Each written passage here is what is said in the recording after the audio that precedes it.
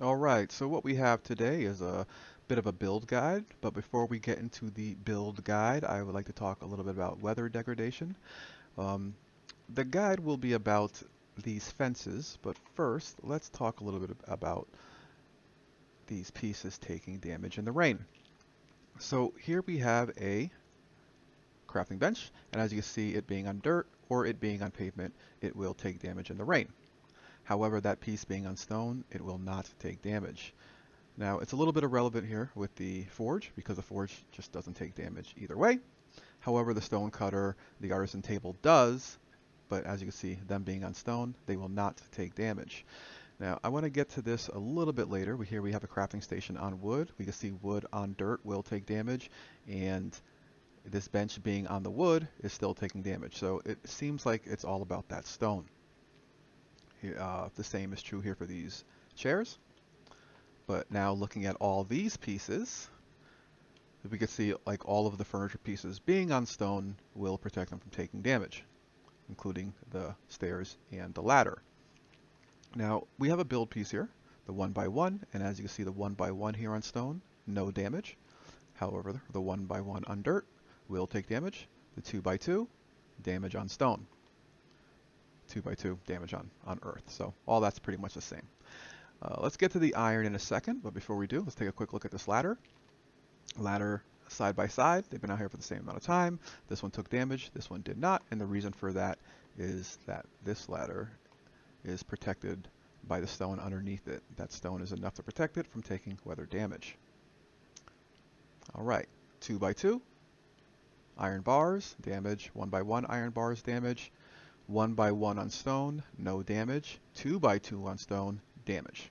Unless you clip half of the iron bars through the stone, they will take damage. So here's one way of protecting these 2x2s from taking damage. And it doesn't matter if they're clipped on the edge or in the center, the rules will be the same.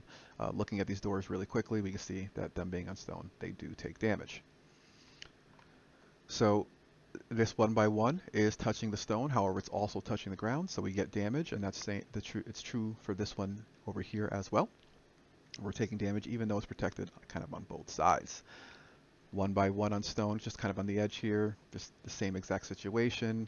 It being on an angle, same situation, it's protected, but this piece right here is just touching it just slightly, so yeah, we're going to get some damage there. I'll return to these boxes, and I'm actually going to return to this towards the end, but let's just head on over here. Let's go. Let's go. All right. Let's take a look at these. Come on, man. All right. Let's take a look at this piece. No damage. No damage. So let's see what's protecting these two pieces. This piece is being protected by these angled beams, and these angled beams do not take damage. I believe the core ones do actually. Just jump over here really quickly. Here I have core wood going up. I wanted to kind of get a round look, so I protected these core woods by clipping the kind of square angled beams inside of them, and that's actually doing a good job of protecting these core woods, so these are protected. So protected. This one's also protected by the angled piece that doesn't take damage. That's enough to protect this one. However, this one will take damage. It just being clipped to the edge is not enough to protect it from taking that damage. Whereas this one, at least 1 full meter, I guess like 1x2, is touching the stone. So at least half of this piece is protected. So we have enough there. So something else to kind of keep in mind. Now, I like putting boxes, as decorations inside and outside, and whenever I place the boxes on the outside, the way I protect them from taking damage is pretty simple. Let's open these boxes up a little bit, and if you look, just wood. I'm sorry, just stone. Just put through a little bit of stone inside of there, and that's enough to protect it, and the same is true for this. I have a 1x1 stone down, and I just surrounded it to kind of make these boxes. I tried I can't remember the YouTuber, but they did use doors, and it was really cool to create these X's. Unfortunately, using doors to create the slant or the X, the door sits back too far, so it will not work with the doors. At least I haven't been able to get it to work with the doors. I need to use a 1x1 wood pieces. It's not perfect. You see the stone sticking through a little bit, so it's really up to you. What do you prefer? You can always disguise this as well. Maybe like throw a little decoration like a shield on top. If it's a bunch of crates and they're used for shipping, drinks or something, maybe toss a couple drinks on top, as decoration as well, just to kind of hide that. Or just take the stone out and deal with it being destroyed by the rain. Your call at that point. All right, so let's take a quick look over here. It looks like stone is the way we protect the pieces that can be protected. It's not just the wood. So let's take a quick look at this wood. We can see it's fully protected. It's not taking any damage because half of it is covered by this roof piece here. Only half of it too. I know it looks like it's a little bit more, but if you see I put my cursor over this, I'm not really interacting with the roof, not until I get to like that halfway point. So even though we have the visual effect of this coming over, that's not really what's happening apparently. So it looks like these pieces are not protected even though they're on wood that is. Now why is that important?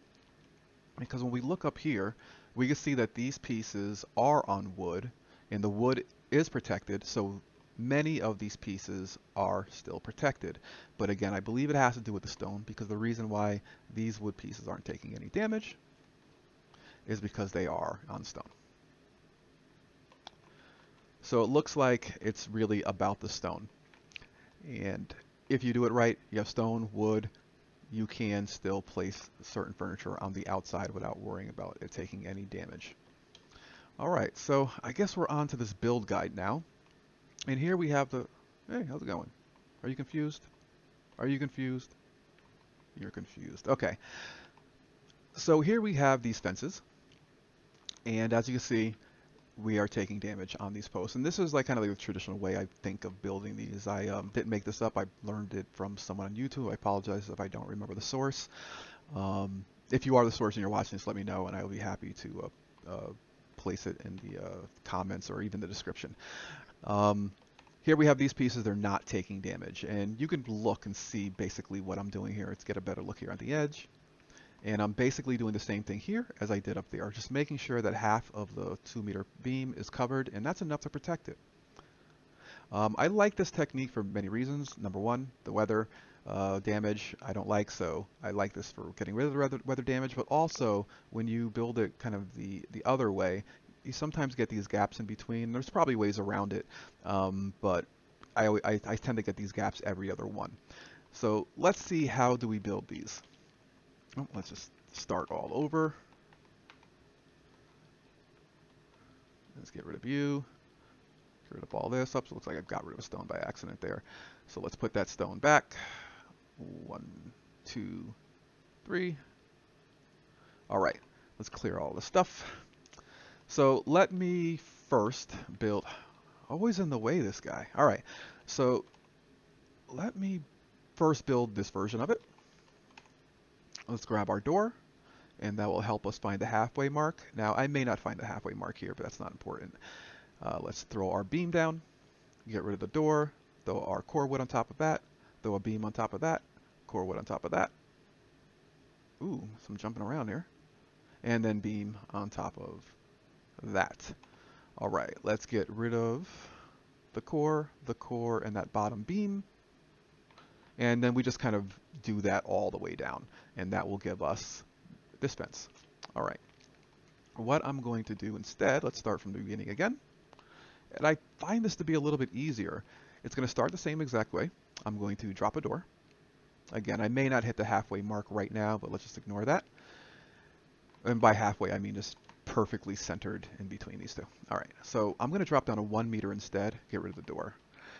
On top of the 1 meter, I'm going to drop the beam, and then a 2 meter beam, and then the core beam, and then another 2 meter beam. I am now going to get rid of my core, and that bottom beam just like before. Okay. Whip out the 2 meter. Make sure when you place it on, it clips through the stone. Do the same thing over here. Switch to the 1 meter. Boom, boom. Switch to the 2 meter. Boom, boom. And you just complete and just finish this all the way down. Oops, missed that one. Boom, boom. And then 2 meter, 2 meter. Great. And then you just come through, delete all your 1 meters. So just make sure you get all the 1 meters going all the way down. Okay, and then from there, we grab our 2 meter again, and just make sure that we clip it through so half of it is going through the stone.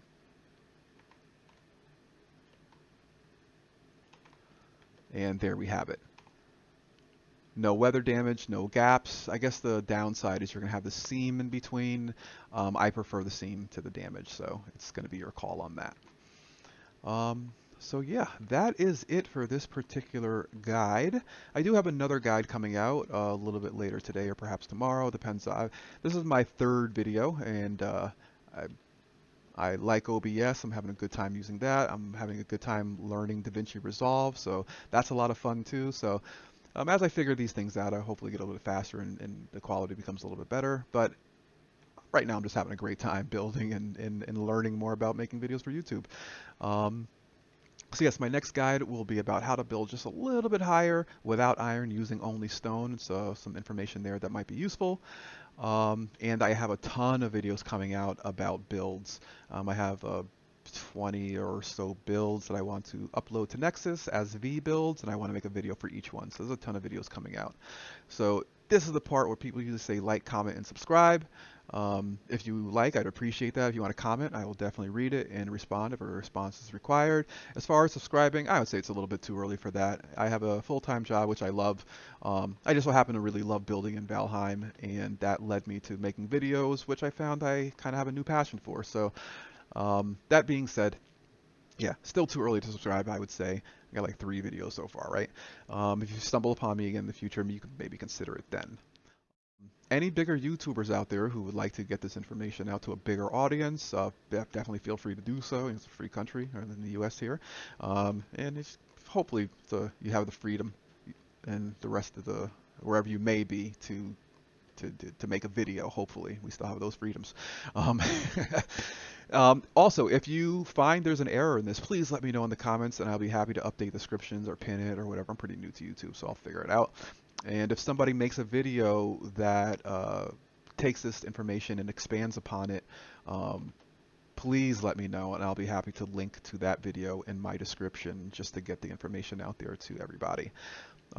So yeah, that is it. Yeah, take it easy. You stay. Bye-bye.